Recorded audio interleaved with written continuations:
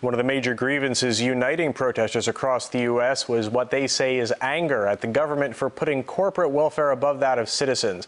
But that point seems lost to much of America's mainstream media, so activists are getting creative to get across that point, as RT's Ganesh Chikian explains from Washington. Their discontent, loud and graphic. Thousands of Americans have resorted to banners and T-shirts to get their message across, that of frustration with what they see as the government acting on behalf of big corporations rather than the people, message which the protesters say their media failed to deliver. A lot of the media feels like these kinds of events don't deserve coverage. Sometimes all you get when you do something like this is a photograph. And so it's very important for the message to be seen. Those simple, oftentimes handwritten messages that people carry on their chests have often been subject to mockery. What is the sign? Occupy Wall Street, brother. Post to the 5. Power to the people. Power to the, what does that mean?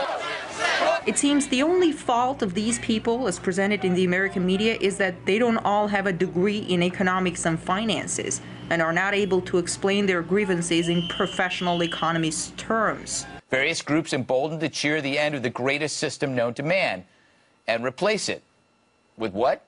Who cares? Let's nap. The protests on Wall Street are mindless. When you ask people at Wall Street what they want, they don't know. The acts that took place over the last 30 years with regards to national debt and debt within the system generally, all of these things are very complicated and difficult for the general public to understand. And people in the media and people on Wall Street like it that way, because if you don't understand it, then you don't get what happened. But the American people know that they've gotten hosed. They've lost their jobs. They've seen them offshore to China. They've lost their houses. They saw a huge run-up in home prices and then a collapse. And people are saying, you know what? I know that I've gotten screwed by all of this, but I don't know how I got screwed. But Americans who took to the streets are looking to express themselves by means other than motivational T-shirts and banners, which, as graphic as they are, hardly convey the full message of the movement. The demonstrators are spreading their own paper now, called Occupied Wall Street Journal, which details what they're unhappy with and makes it clear that they're not rooting for one particular party.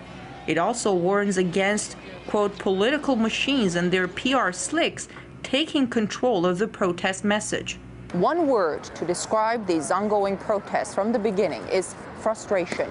On their T-shirts, on cardboard, on the backs of pizza boxes, as we've seen, people express that frustration. But as the movement grows, the ways of getting their message across also mature. And as people here say, this paper is just the beginning. I'm Ganesh Chikian reporting from Washington, RT.